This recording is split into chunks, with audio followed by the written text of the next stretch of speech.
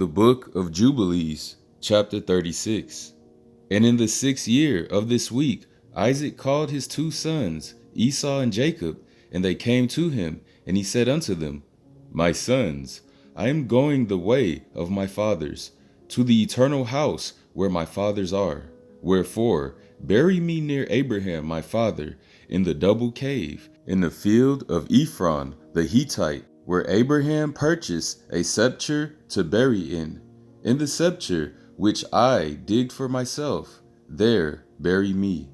In this I command you, my sons, that ye practice righteousness and uprightness on the earth, so that I may bring upon you all that he said he would do to Abraham and to his seed.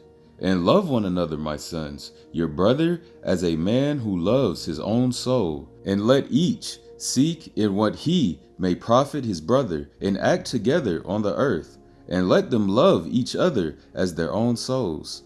And concerning the question of idols, I command and admonish you to reject them and hate them, and love them not, for they are full of deception, for those that worship them, and for those that bow down to them. Remember ye, my sons, the most high power of Abraham your father, and how I too worshipped him and served him in righteousness and in joy, that he might multiply you and increase your seed as the stars of heaven in multitude, and establish you on the earth as the plant of righteousness, which will not be rooted out unto all the generations forever. And now I shall make you swear a great oath, for there is no oath which is greater than it, by the name glorious and honored and great and splendid and wonderful and mighty, which created the heavens and the earth and all things together, that ye will fear him and worship him, and that each will love his brother with affection and righteousness, and that neither will desire evil against his brother from henceforth forever all the days of your life, so that ye may prosper in all your deeds and not be destroyed.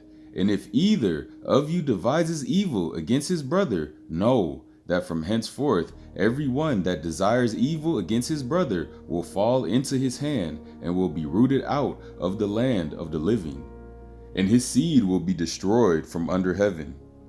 But on the day of turbulence and execration and indignation and anger, with flaming devouring fire, as he burnt Sodom, so likewise will he burn his land and his city and all that is his. And he will be blotted out of the book of the discipline of the children of men, and not be recorded in the book of life, but in that which is appointed to destruction.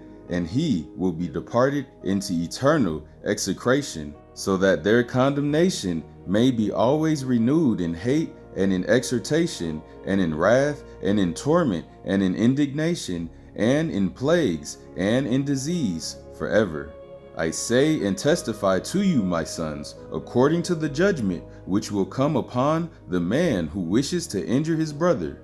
And he divided all his possessions between the two on that day, and he gave the larger portion to him that was the firstborn, and the tower and all that was about it, and all that Abraham possessed at the well of the oath. And he said, This larger portion I shall give to the firstborn. And Esau said, I have sold to Jacob and given my birthright to Jacob. To him let it be given, and I have not a single word to say regarding it, for it is his.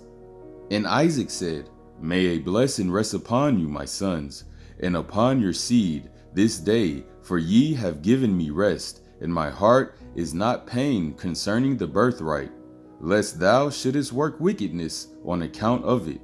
May the Most High Power bless the man that worketh righteousness, him and his seed forever.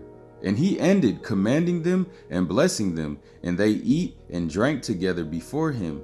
And he rejoiced, because there was one mind between them. And they went forth from him and rested that day and slept. And Isaac slept on his bed that day rejoicing, and he slept the eternal sleep, and died 180 years old. He completed 25 weeks and 5 years. And his 2 sons, Esau and Jacob, buried him. And Esau went to the land of Edom, to the mountains of Seir, and dwelt there. And Jacob dwelt in the mountains of Hebron, in the tower of the land of the sojournings of his father Abraham. And he worshipped the Most High Power with all his heart, according to the visible commands, according as he had divided the days of his generations. And Leah his wife died in the 4th year of the 2nd week of the 45th Jubilee. And he buried her in the double cave near Rebekah his mother, to the left of the grave of Sarah his father's mother. And all her sons and his sons came to mourn over Leah his wife with him, and comfort him regarding her, for he was lamenting her. For he loved her exceedingly after Rachel her sister died. For she was perfect and upright in all her ways, and honored Jacob. In all the days that she lived with him, he did not hear from her mouth a harsh word, for she was gentle and peaceable and upright and honorable. And he remembered all her deeds which she had done during her life, and he lamented her exceedingly, for he loved her with all his heart and with all his soul.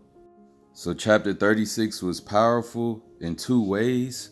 The most important way was the fact that our forefather Isaac died in this chapter. You know what I'm saying? And his sons Esau and Jacob buried him. And it just shows the unity. I mean, it is so powerful, y'all.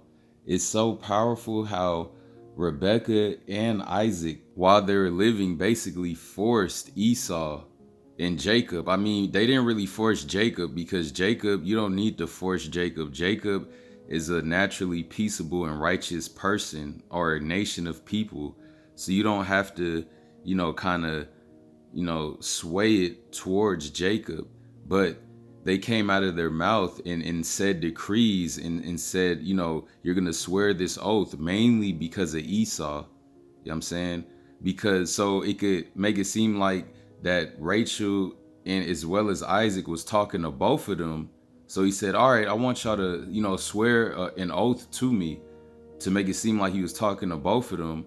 Well, Rebekah and Isaac, but in reality, they weren't talking to both of them. They were trying to put their words towards Esau, so Esau could put those words in his ear and let them sit and marinate and fester and possibly plant a seed, which never happened, because Esau never listens and never listened to his father and mother, because no sooner than Isaac and Rebekah died, he broke both of the promises that he made to them and started warring with his brother Jacob. You know what I'm saying? And this goes on from, I don't know if it started with Maccabees, but I know Maccabees was a pretty good start to see the transition of Esau's wickedness over Jacob. You know what I'm saying? So with that being said, I just say that to say this: never trust Esau, y'all. I know they say, yeah, everybody, Esau. No, bro. Never trust Esau. Never trust your enemy. I don't care. I don't care how nice they are, because that's their cover, y'all. That's Esau's cover, is the nice, kind, you know what I'm saying? No, bro. Because under that calm, nice facade is an evil, unrighteous, and soulless soul. You know what I'm saying? Have y'all ever noticed that? Let me just real quick before I'm out of here. Have you ever seen an Israelite woman crying or mourning over her children versus Esau mourning over her children? Now, usually when I see, Jacob, when she's, Lady Jacob or Israel, when they're lamentating or crying over their children, like they just lost their child on the news or something, I feel that pain. And it's not because I'm an Israelite as well. It's just because the emotion of an Israelite captures everybody's attention. You know what I'm saying? Now, when Esau, on the other hand, cries and lamentates over their, something happening to their children, I kind of giggle inside. I kind of laugh, because it's kind of funny. Because it's like they're so soulless, they don't even know how to cry and break down. It's funny when you see Esau cry, because they're emotionless. You know what I'm saying? Just like, y'all know that old saying, wear your heart on your sleeve? Well, Jacob wears his heart on his sleeve, meaning You know what type of mood Jacob is in based off of how his face looks, his facial expression, how he moves, how he's operating. And for the most part, Jacob is always going to be in a peaceable mood unless you piss Jacob off. Now, Esau, on the other hand, he could be super mad, but you would never know because Esau does not wear his heart on his sleeve. Esau could be to the point where he's about to shoot up a whole school and you would never know it because Esau is smiling in your face.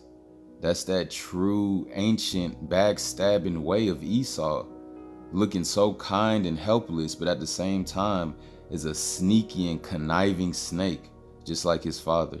With that being said, all praise, Israel, to the power of the Son of Man, Abraham, Isaac, and Jacob in these last days, aka spiritual Jacob's trouble. Keep your head up, keep your faith strong. In the Father of the Son of Man, Abraham, Isaac, and Jacob, Father, I am that I am. And for his only begotten Son, the Son of Man, to finally come and save the small remnant of the lost sheep of the house of Israel, trying their hardest to keep his laws, statutes, and commandments to the best of their abilities. All praise, Shalom, Amen.